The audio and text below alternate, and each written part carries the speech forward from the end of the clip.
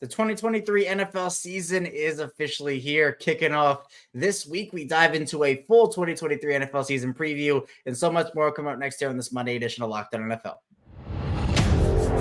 You are Locked On NFL, your daily NFL podcast. Part of the Locked On Podcast Network, your team every day.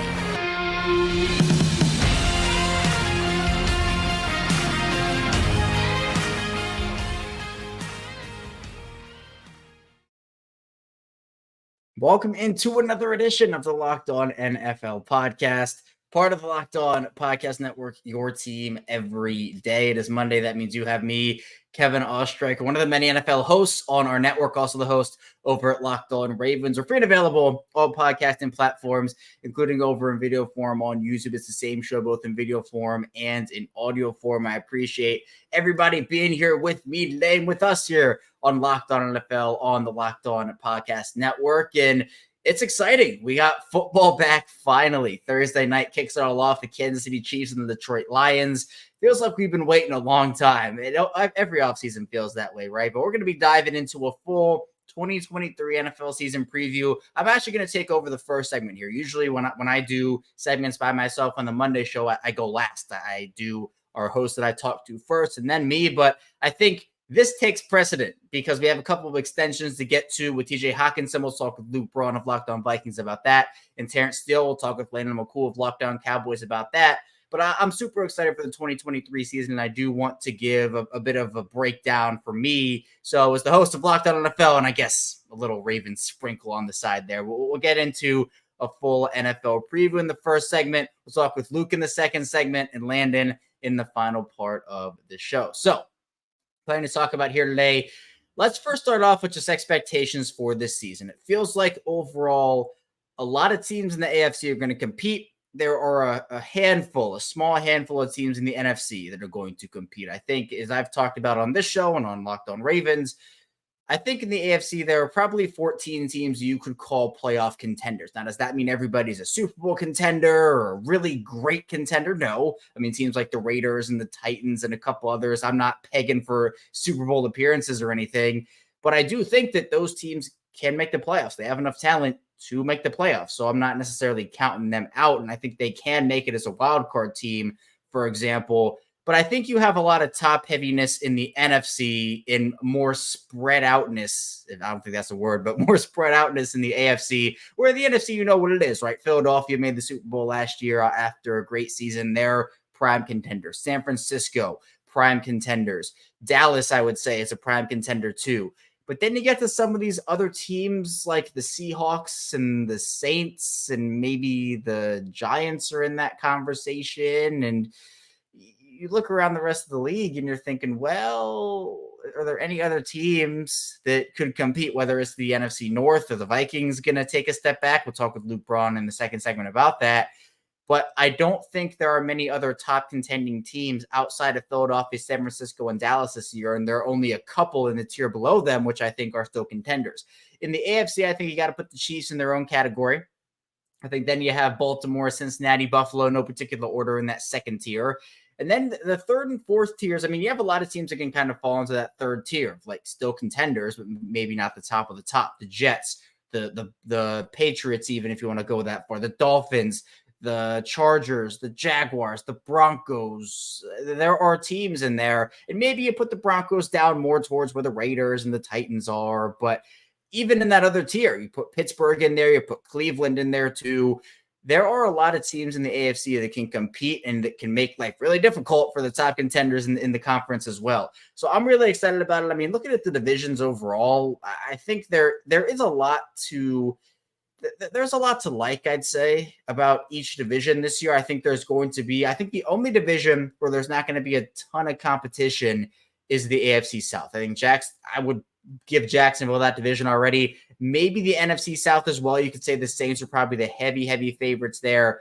But then every other division, I think you have at least two contenders that could win the division. In the AFC North, I think all four of those teams can make some noise in Cincinnati, Baltimore, and Cleveland and Pittsburgh. In the AFC East, you obviously have guys like the Jets that are looking to come up with Aaron Rodgers, and the Patriots going to be good, but obviously the Bills are the favorite. But then you have the Dolphins too. All four of those teams could make some noise.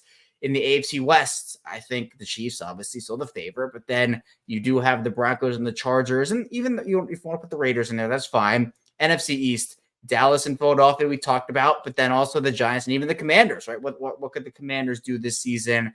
Then, if you want to go and talk about the NFC West, we're not really talking about the Cardinals or the Rams this year, I don't think, but Seattle, I think still is a contender. I think the 49ers are the top contender in that division, but doesn't mean that the Seahawks can't make some noise as well. Then I think even looking at the North, I think that's going to be maybe not Chicago's year, but is Jordan Love going to do well in Green Bay? How's Minnesota going to fare? Is Detroit going to win that division this season? So all in all, outside of the two South divisions, I do like the chances of a lot of teams to just compete. Even if it's just competing this year, I do like that. And then you look around the league at the players, right? I think the players overall this year, it's going to be exciting to watch a ton of these guys. Quarterback-wise, Mahomes and Hurts and Allen and Jackson and Burrow and all those quarterbacks, they're going to be great. Can Justin Herbert take another leap as well? How is Justin Fields? Justin Fields, to me, is someone that I'm really interested to watch. How is Dak and that Dallas offense going to perform? But then I'm excited to see how defenses step up this year. Like, I think there are a lot of good defenses. We saw the Eagles defense kind of burst onto the scene last year. They had talent, and they've lost a lot of that talent in free agency. But I do still think that there is, I don't know how to put it. There are good defenses this year, but I think the one that's going to burst onto the scene this year is the Saints. The Saints have a really easy schedule this year. They have a lot of talent on that defense still. Might not be as stacked as that Philly defense was, but I still think that the Saints will be that team that will get the favorable schedule and has gotten it, but will have the advantage from that and take full advantage of it. But then you have other defenses that I think are going to step up.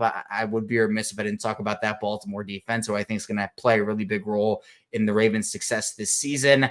I think other teams, I think Cleveland has a sneaky good defense this year, and I know we've kind of been talking about Cleveland like, oh, they'll finally be good this year, and then they're not. But I do think that this is the year that Cleveland actually does do something. I don't know what it's going to be, but at least do something this year.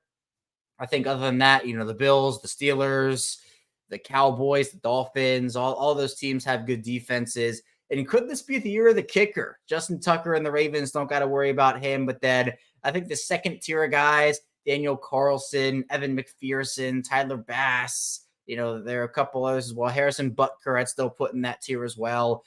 But I think kickers are as important as ever.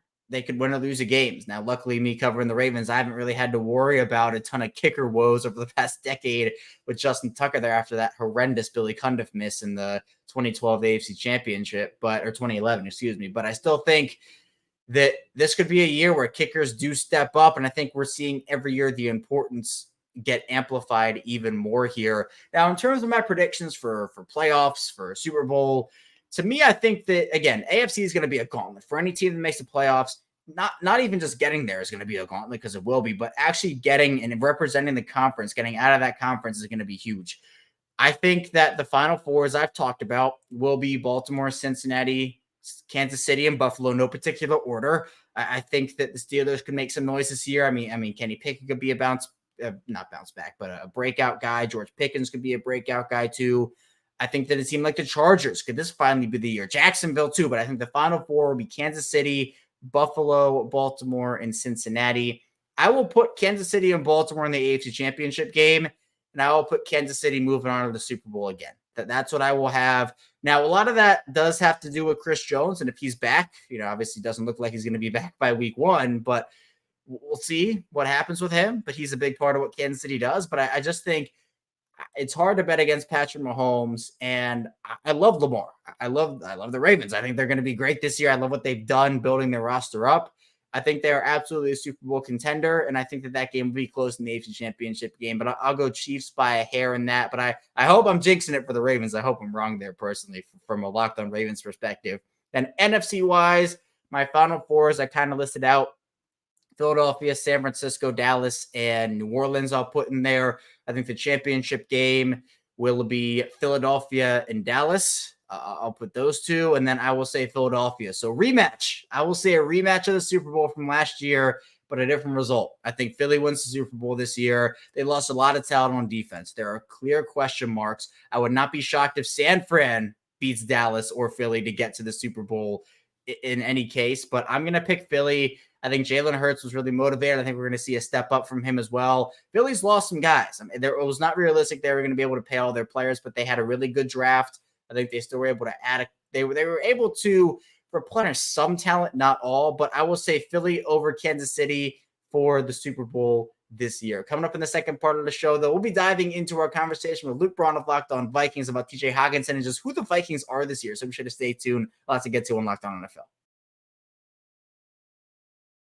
But first, this episode is brought to you by Underdog Fantasy. And football season kicks off this Thursday, and there's no better way to get in on the action than with Underdog Fantasy and their Pick'em game. There's pick between 2 to 5 players, select whether they'll go higher or lower on one of their stats, then do what you usually spend kickoff night doing, watching the game. You can win up to 20 times your money in a single game by going 5 for 5. It's a fantasy game, but you can win real money. It's legal in over 30 states, and it's a ton of fun. If you want to build your dream team today, head over to their easy-to-use mobile app or website, UnderdogFantasy.com, when you sign up with the promo code Locked On. And not only will Underdog double your first deposit of up to $100, but they'll also have a Pick'em special live now in their Pick'em lobby. Patrick Mahomes just has to get 1 yard for your pick to be correct. Remember, that's Underdog Fantasy. Sign up with promo code Locked On. Use the link in the description or scan the QR code if you're watching us on YouTube.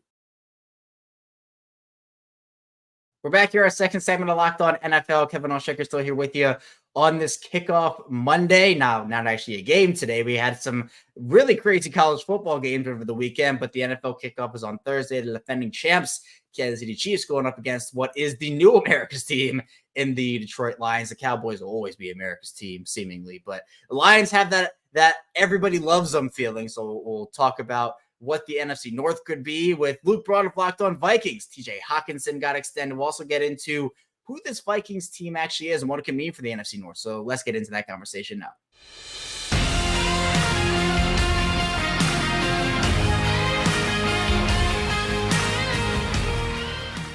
Well, the Minnesota Vikings traded for TJ Hawkinson during the 2022 season, and he gets a payday from Minnesota right before the 2023 season. Here to talk about that with me is Luke Braun, the host of Locked On Vikings. And Luke, I know this deal for TJ Hawkinson, it's a pretty big one when you look at the total money and guarantees, but I think there's a lot more to unpack in the deal. Hockenson obviously becomes he became someone the Vikings valued in their offense. The Vikings were looking for a number one tight end. He gave that to them coming over from a division rival. Was this payday earned from TJ Hawkinson, and to you, was the money expected? Yeah, it was kind of always going to happen. This is like asking if the Chargers were going to give Justin Herbert big money. It's like, of course they were. Like they traded a second round pick and they didn't do it for a dude on his 5th year option and a franchise tag. Like they did not do this for a 2-year rental in the short term. This is an actual piece that the Vikings are going to build around. And one of the central questions in Minnesota is, okay, who are they going to build around? Because they haven't really extended anybody major. They're working on Justin Jefferson. I actually think that's going to happen soon here, or at least that's been the reporting. But before they had Hockenson, they kind of did a Band-Aid thing with Danielle Hunter. Kirk Cousins has got this year, and then he's a free agent. They got rid of other veterans. Like, who are their core pieces? Okay, well, now we at least know who one of them is.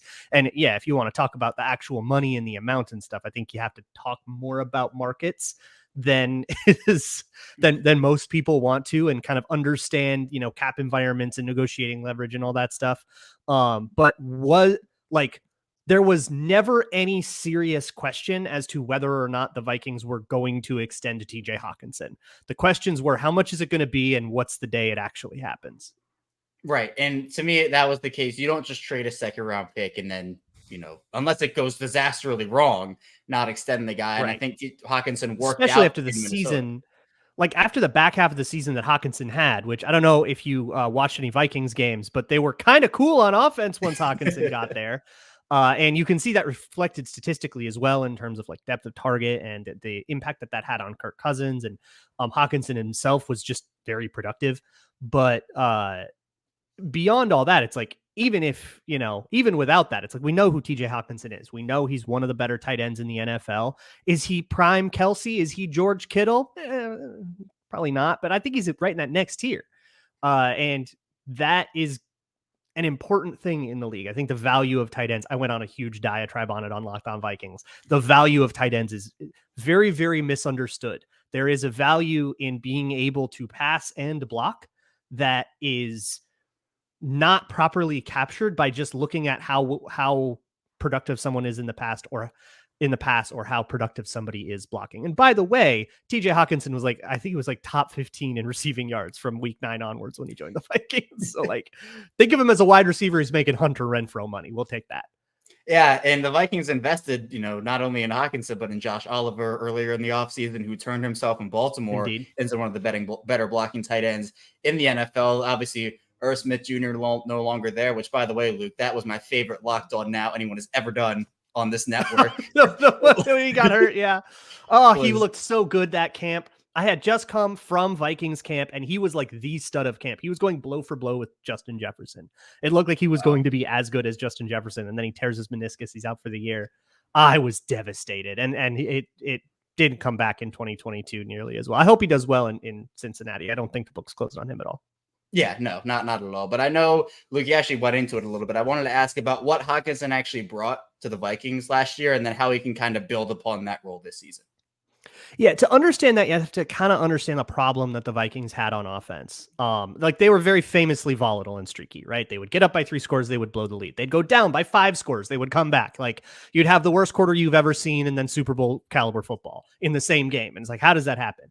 And a lot of the reason for the offensive struggles that they would go on is if you put a safety over the top of Justin Jefferson and bracketed him, there's nothing any wide receiver can do about that. Ask Chad Ochocinco or Terrell Owens, right? Ask Randy Moss, like the greats struggle with that. And that's how teams would handle, the best receiver in the league.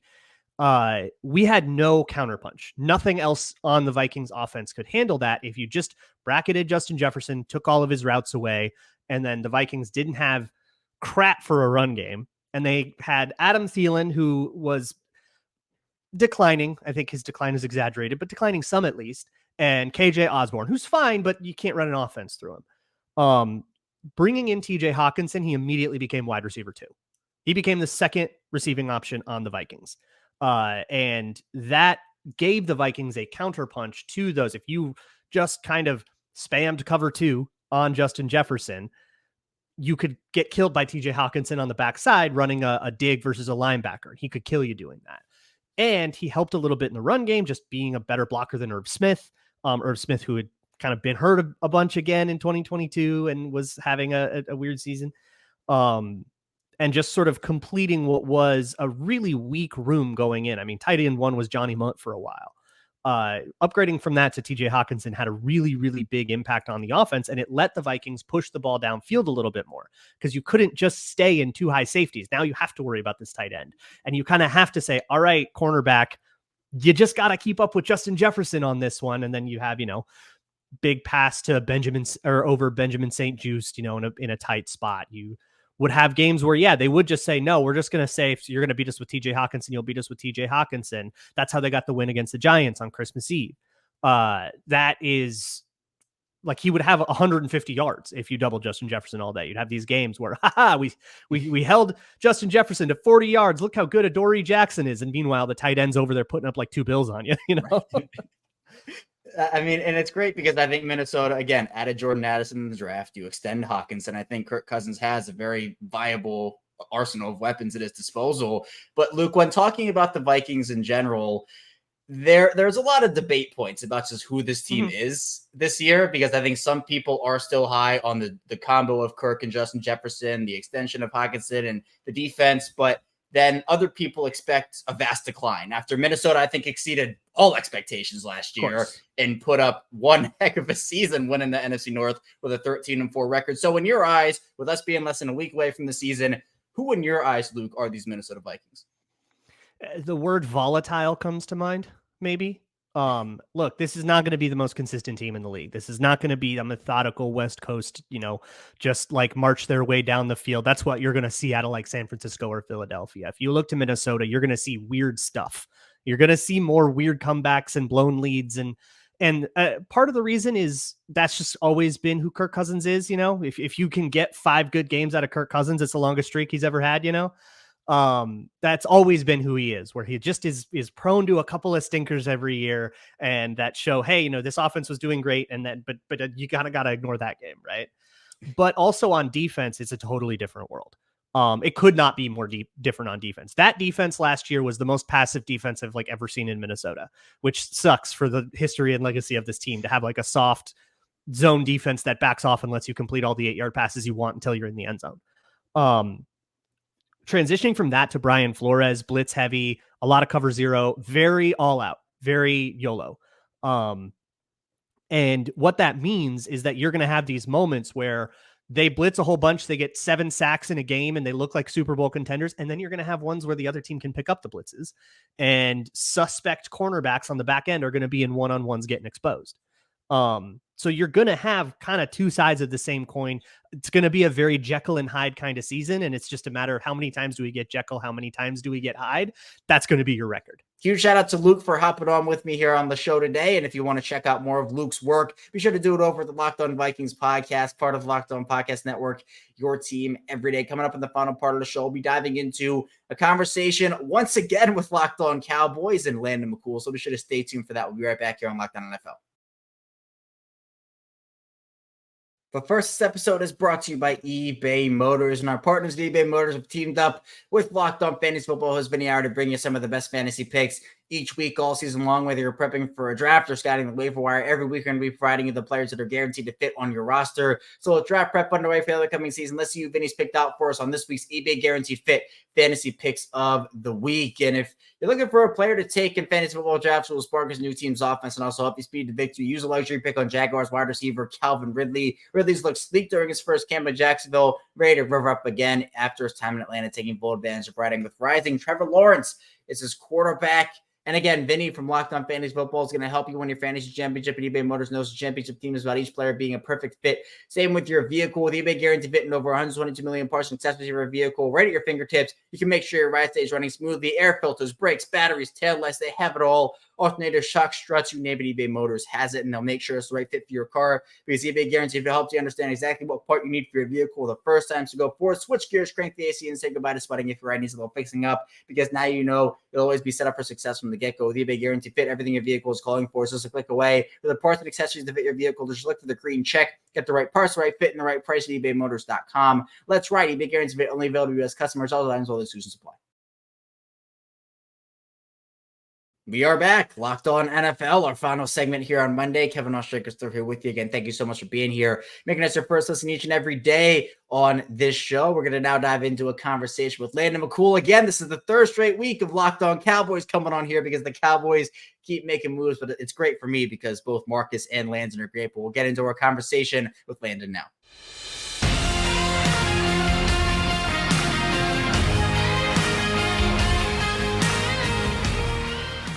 Well, Dallas Cowboys just keep being in the news. And for the third straight week, we have a Locked On Cowboys host here. We talked to him last week. It's Landon McCool, one of the hosts of Locked On Cowboys. And Landon, with this Dallas team, they're getting guys under contract. And I think it's a good thing before the season to get these things done. The latest addition, or I guess re-addition to Dallas here is Terrence Steele, who's staying with the Cowboys on a 5-year massive deal. $86.8 million, includes $50 million guaranteed, and I think has a max upside of right around $92 million. I think to a lot of people outside of Dallas, it felt like kind of a shock to see Terrence Steele get this kind of money. But with you, Landon, obviously being plugged in to the Cowboys, what does this deal mean for Dallas, and what does it mean for Steele himself? Well, first thing, let's talk about Dallas and their 5-year deals, right? Like anytime you see Dallas sign a 5-year deal with somebody, there's funny money in there. There's voidable years. There's guarantees that can be moved around. So really, you kind of look at the guarantees and you think about it in a 3-year context. And I think it kind of plays out a little bit more than $15 million a year. And I think that's kind of really what the contract is, right? Ultimately, a 3-year, $50 million contract, right? But yeah, there's ways for them to move that money around and kind of make it look different and extend it if they want to. For people that are uninformed or just not familiar with Terrence Steele, I mean, I think this is one of the most well-earned contracts I've seen in a long time, simply because we haven't seen a guy kind of improve himself so rapidly and so thoroughly in such a short amount of time. Just flashback to his rookie season. He came in as an undrafted free agent out of Texas Tech and was thrown into the fire due to some injuries and had to end up starting at left tackle. And he was awful. Like it was terrible. It was it was baptism by fire. It was all those idioms about being thrown into a situation that he wasn't ready for. And he responded by going into the weight room, going into the training room, rebuilding his body, rebuilding his game. And suddenly, we're hearing whispers about this incredible offseason that Terrence Steele had. And now we go into the following year, and he's pushing La'el Collins at the right tackle position, which we felt like would be impossible. And then now suddenly we're trading La'el Collins. And it's like it just became a situation where he ascended so quickly in his game. It became so good so quickly. It was shocking. And then now suddenly you smash cut to last season. And there was a point that before he got injured, before he tore his ACL, that you would argue that him and Zach Martin were the best run blocking duo in football. And they were the right side running game. The duo that they were running for the right side was one of the most dominant plays in offensive football. And so I think that's the kind of ascension we've seen from this guy. And because of all the hard work that he's put in year in and out and proven himself as just like a tireless worker, you feel, a level of confidence with giving him this kind of money, because you feel like, hey, if anybody's going to squeeze the juice out of himself, it's going to be this guy. And what do you think about the future of the Dallas offensive line? You have Steele locked in for maybe not 5 years, as you talked about, but for at least a couple more here. But what about the other positions? Obviously, we've talked about Zach Martin and his contract situation that now was at least resolved for now. But what do you think about the rest of Dallas's offensive line besides Steele? Yeah, well, you think Martin, obviously they re-signed the deal, and you feel like he's in the prime of his career at this point. Maybe he's getting close to the part where he's getting out of the prime, but he still should be a solid, all-pro type level player for a couple more years. You've got Tyler Biadasz, who really started to play really good football last season, was a Pro Bowler. And you feel like has come in this year and has kind of taken his game to he's kind of taken on the role of being kind of the nasty mix it up guy in the middle. So the smart, tough guy. And then obviously on the left side, Tyron Smith is Tyron Smith. He's in the twilight of his career. I think the injuries have started to take a toll, but he's still playing at a very high level. And if he can stay healthy, he's still a very, very good left tackle. And honestly, the guy that may be the second best offensive lineman outside of Zach Martin on this team is Tyler Smith. He came in last year, was a complete shock to everybody, looked really good at left guard, was, again, another situation where he was thrown into the fire, just like Terrence Steele previously at left tackle. And he floated at a lot higher rate than Terrence Steele. He actually played very good football, was a surprising addition for the Cowboys, a surprising positive, I should say, at left tackle when you were expecting just hopefully someone to hold on at the position. And now to kind of see him slide back into guard, a position where you feel like his strengths are accentuated even better. I think, the short-term situation for the Cowboys looks really good.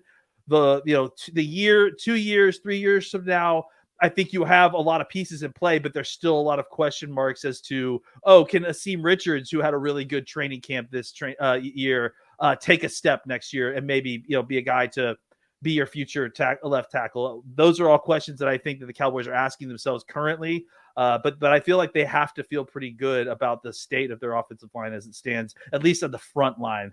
That once you get a couple of steps back, I think most teams in the NFL have pretty big question marks. A huge shout out to Landon for diving into the Terrence Steele extension and more Dallas Cowboys talking. For more on Landon's work, check him out over the Locked On Cowboys podcast, part of Locked On Podcast Network, your team every day. That's all I have for you here today, though. I'm Locked On NFL. Thank you so much for tuning in. When we get back here tomorrow, more NFL content with your Tuesday host. So be sure to stay tuned for that. We'll see you right back here tomorrow on Locked On NFL.